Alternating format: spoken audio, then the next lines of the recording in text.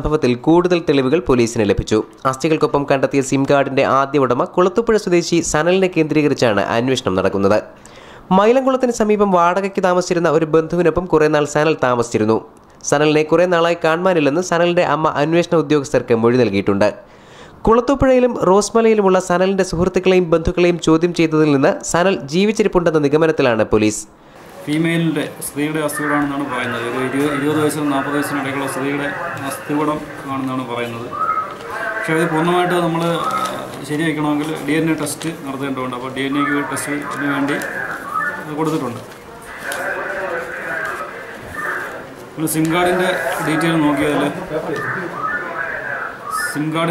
നോക്കിയതിൽ കുളത്തൂപ്പുഴയിലുള്ള സനൽ എന്നയാളിൻ്റെ ഡീറ്റെയിലാണ് കിട്ടിയത്. അനുവിനെ കണ്ടുപിടിക്കണം. അനു എന്ന് പറഞ്ഞാൽ കോട്ടയത്തുള്ള സ്ത്രീയാണെന്ന് സംശയമുണ്ട്. അങ്ങനെയുള്ള ഒരാളെ കണ്ടുപിടിക്കണം. പിന്നെ സനലിൻ്റെ മൊബൈൽ ഫോൺ ഡീറ്റെയിൽ അത് 2 വർഷം മുമ്പുള്ള ഒക്കെ കളക്ട് ചെയ്യേണ്ടി വരും. അപ്പോൾ അതുകൊണ്ടൊക്കെയാണ് ഇതിന് താമസം നേരിടുന്നത്.